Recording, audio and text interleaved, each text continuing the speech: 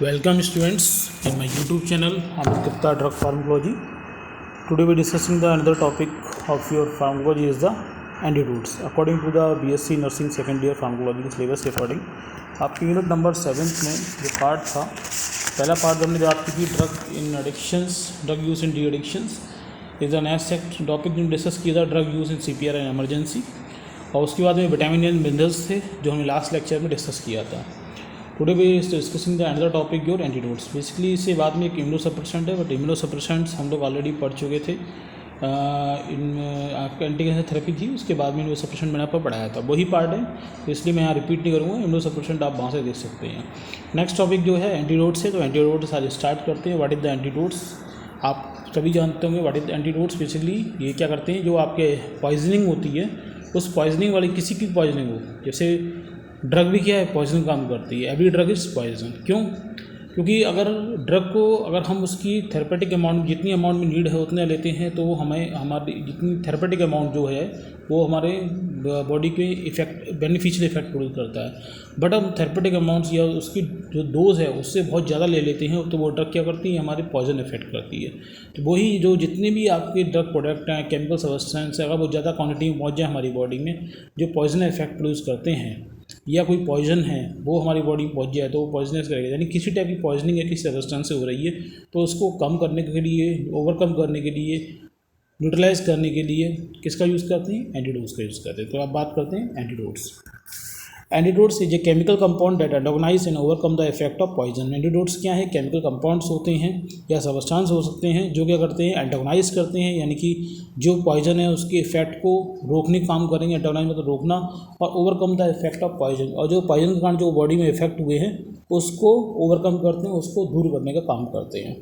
Antidote can be classified into the four category में हम antidote divide करते हैं. First is the physical antidote, second is the chemical antidote, third is the pharmacological antidote, and last one is fourth is the universal antidote. तो यानी चार type के antidote हो गए: physical antidotes, chemical antidotes, pharmacological antidotes और universal antidote. तो physical antidotes क्या होते हैं? They reduce the absorption of poisons.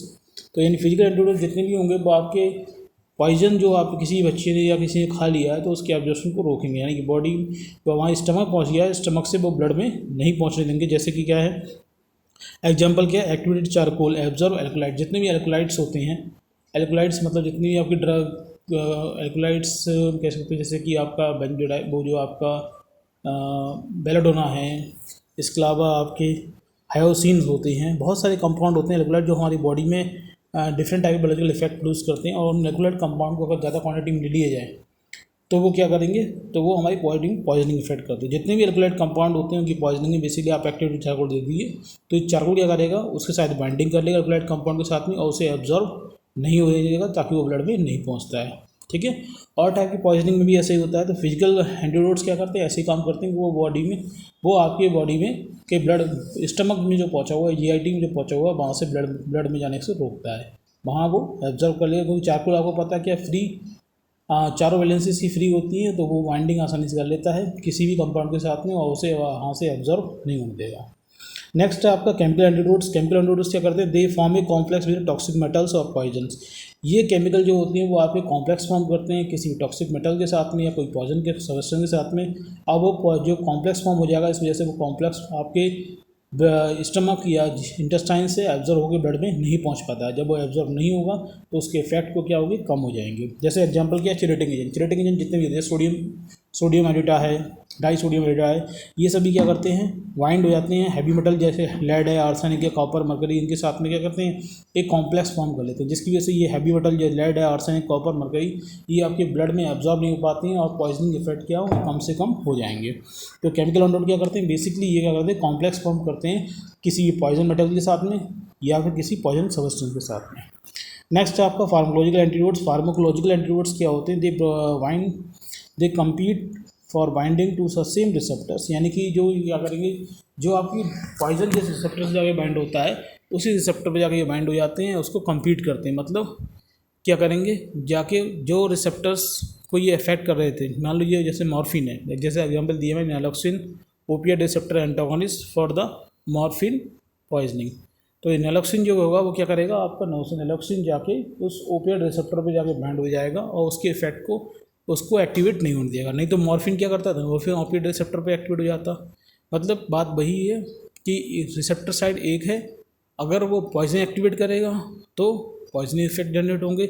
अगर हम उसका एंटीडोट यानी फार्माकोलॉजी के कोई एंटीडोट्स है उसको देते हैं तो वो उस रिसेप्टर को कर देगा, इनएक्टिव कर देगा, जिसकी वजह से क्या होंगे कि टॉक्सिक इफेक्ट क्या होंगे, कम से कम हो जाएंगे। यानी कि कम्पीट करना मतलब उसे पॉइजन को बाइंड ना होने से पहले खुद ही जाके बाइंड हो जाना, उस सेमेस्टर को बोलेंगे फार्माकोलॉजिकल एंटीडोट्स। तो एग्जांपल जैसे आपका नैलोक्सोन है, वो आपका ओपिएट रिसेप्टर एंटागोनिस्ट होता है, ओपिएट रिसेप्टर के बाइंड हो जाता है और मॉर्फिन को बाइंड नहीं होने देता, जिससे मॉर्फिन जो है, मॉर्फिन की पॉइजनिंग है, उसके इफेक्ट कम से कम हो पाते हैं, कम से कम जनरेट हो पाते हैं। Last one is the universal antidote. Universal antidote क्या है, they are mostly use in many type of poisoning. जितनी टाइप की पॉइजनिंग होती है सब में यूज़ होती है।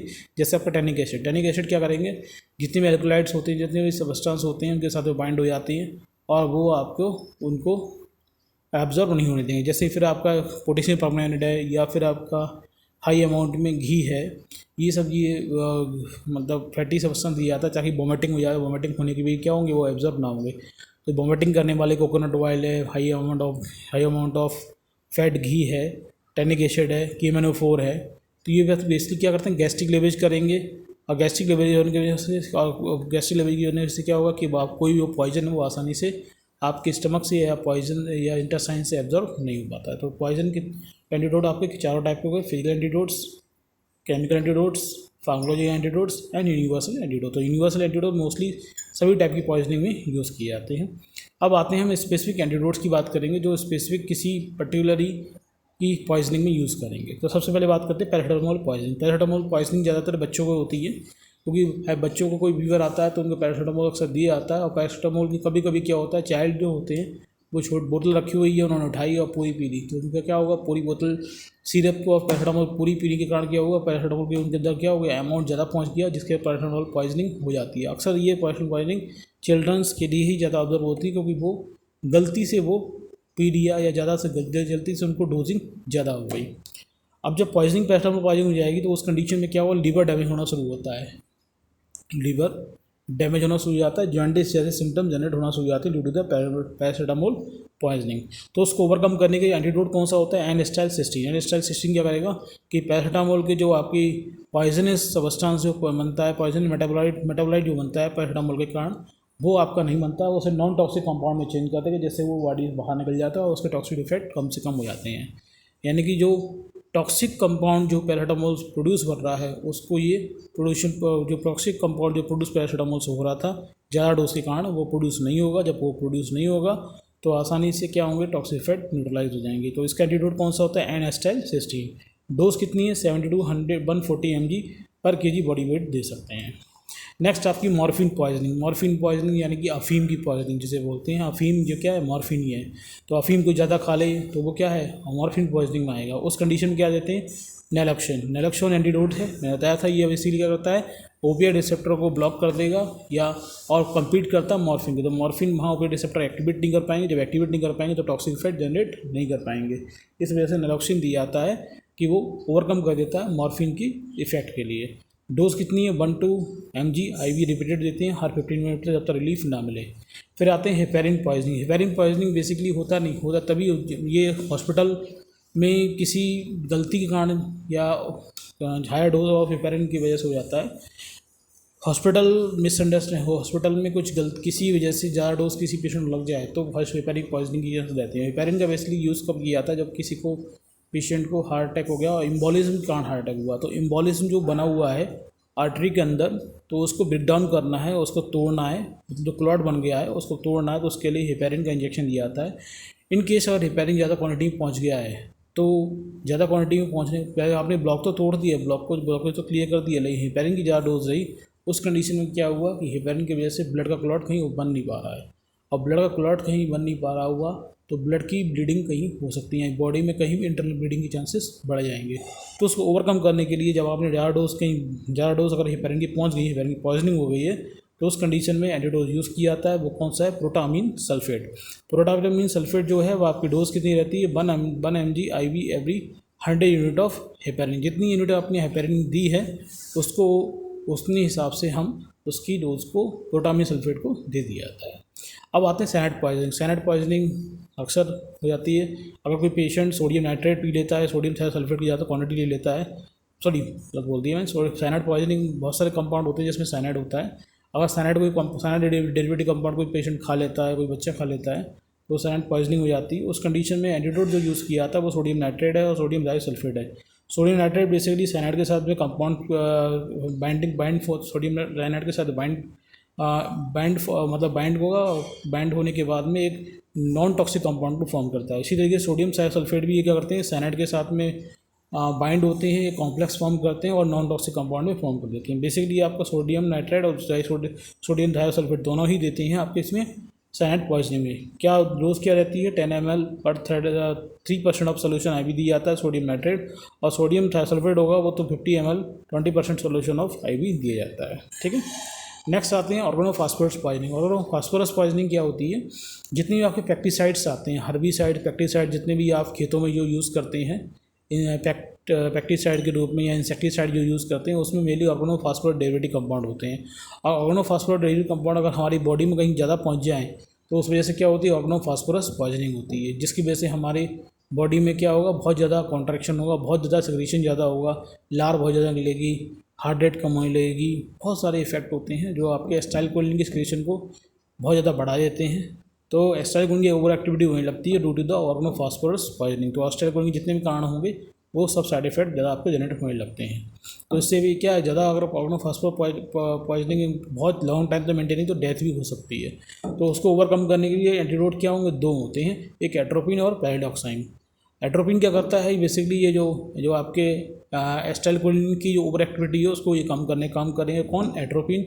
और पैराडॉक्साइन जो होता है वो आपका ऑर्गेनोफॉस्फोरस जो फॉस्फेट जो कंपाउंड है उसको डिटॉक्सिफाई करने का काम आता है। पैराडॉक्साइन क्या करेगा, ऑर्गेनोफॉस्फेट जो पॉइजनस कंपाउंड है उसको डिटॉक्सिफाई कर रहा है, यानी पॉइजन से नॉन पॉइजनस कंपाउंड में चेंज कर देगा, जिससे पॉइजन इफेक्ट बॉडी में कम हो जाएगा।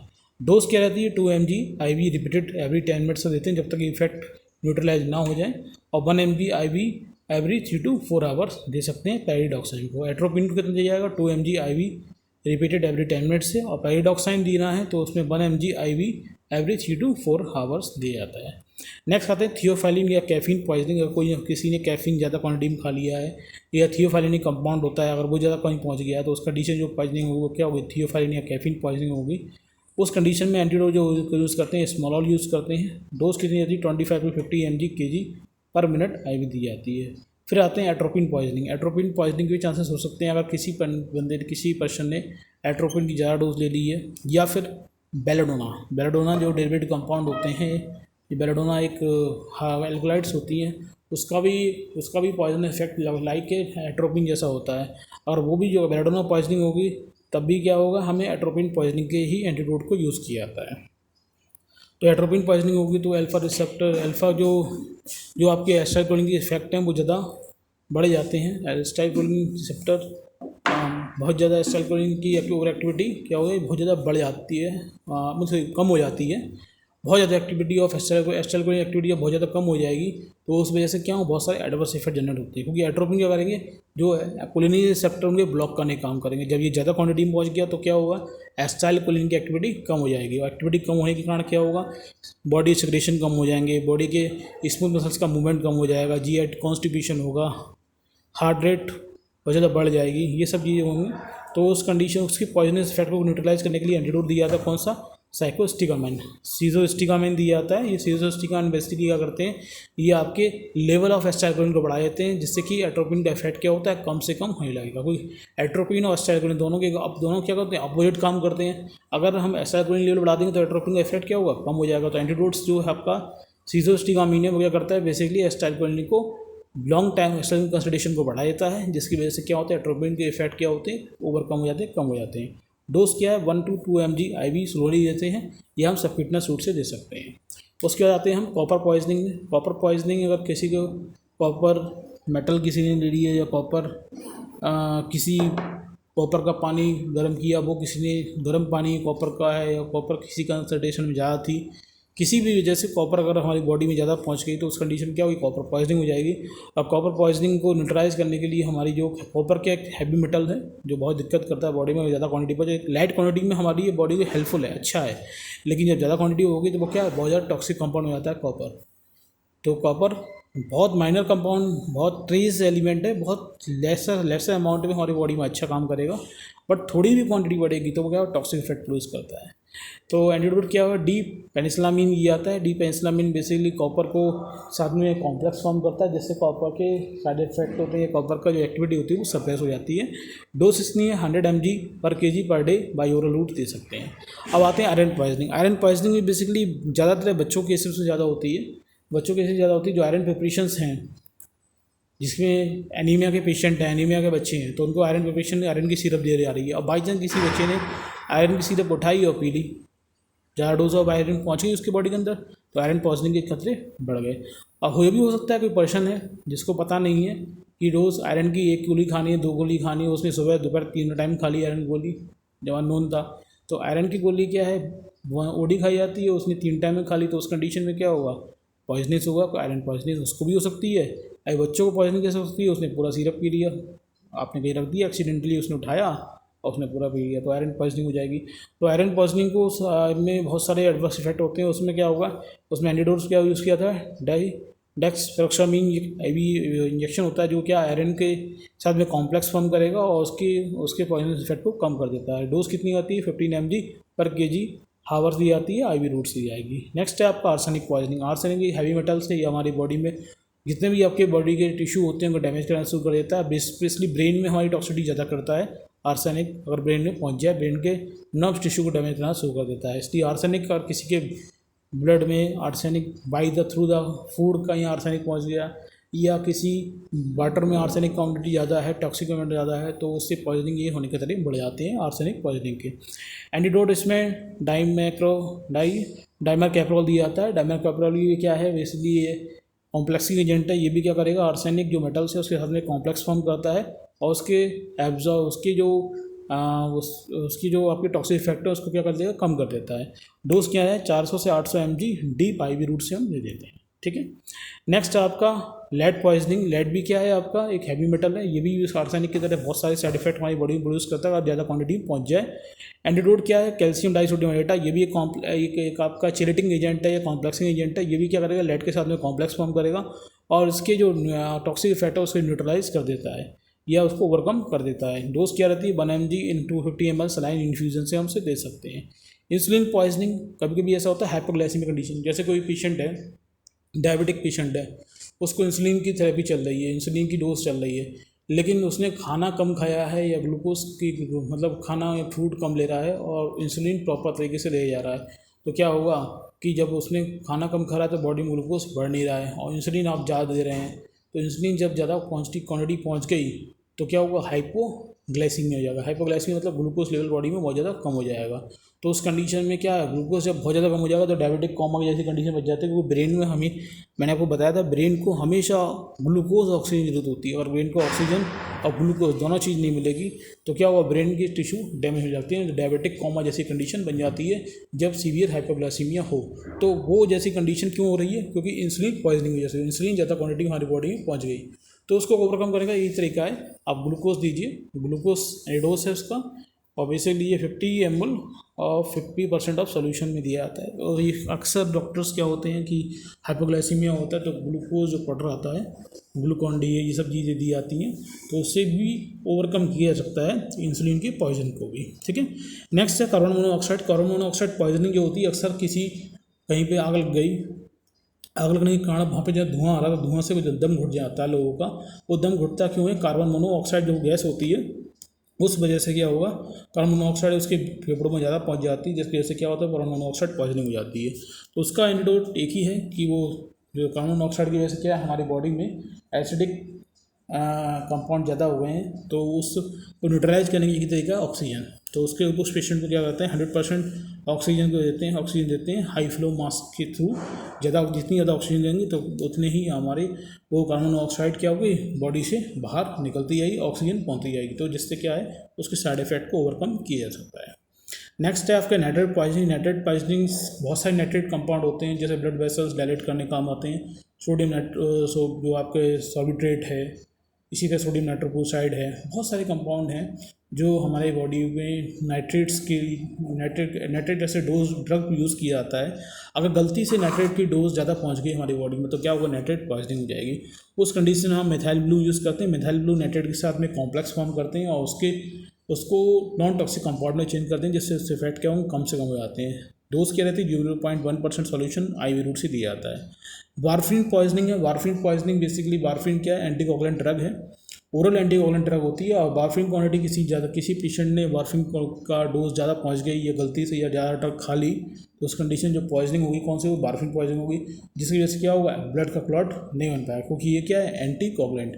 जब ब्लड का क्लॉट नहीं बन पाएगा तो इसका मतलब क्या, इंटरनल ब्लीडिंग के चांसेस ज़्यादा रहेंगे, और इंटरनल ब्लीडिंग के चांसेस ज़्यादा ब्लीडिंग हो गई तो बहुत सीवियर साइड इफेक्ट हो सकते हैं, बहुत सीवियर सिचुएशन पहुंच सकती है। तो उसको ओवरकम करने के लिए, वारफिन पॉइजनिंग को ओवरकम करने के लिए हम एंटीडोट कौन सा यूज़ करते हैं, विटामिन K।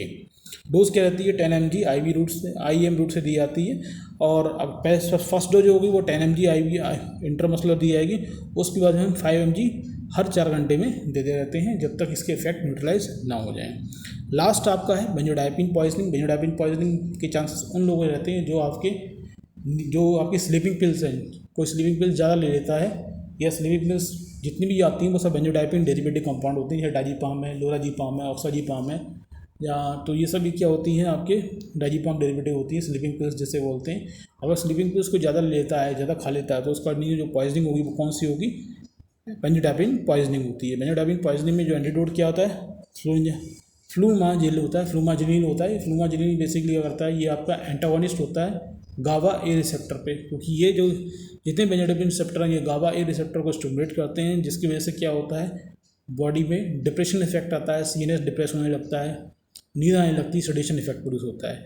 लेकिन ये क्या करेगा, ये गावा रिसेप्टर को भी जाके एक्ट हो जाएगा, उसे एंटागोनाइज कर देता है, जैसे कि बेंजोडाइपिन डेरिवेटिव कंपाउंड है वो उस रिसेप्टर को एक्टिवेट नहीं कर पाएंगे। जब एक्टिवेट नहीं कर पाएंगे तो उनके टॉक्सिक इफेक्ट जनरेट नहीं होंगे। डोज क्या रहती है, 0.2 mg IV रिपीटेड डोज देते हैं जब तक इसके साइड इफेक्ट या सिम्टम्स न्यूट्रलाइज ना हो जाए। ठीक है, तो ये कंप्लीट हुआ आपका compound antidotes topic.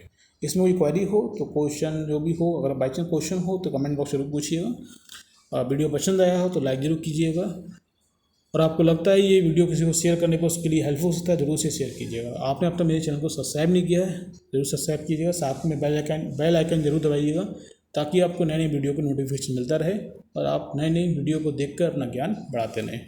Next video मिलेंगे, तब तक के लिए थैंक यू।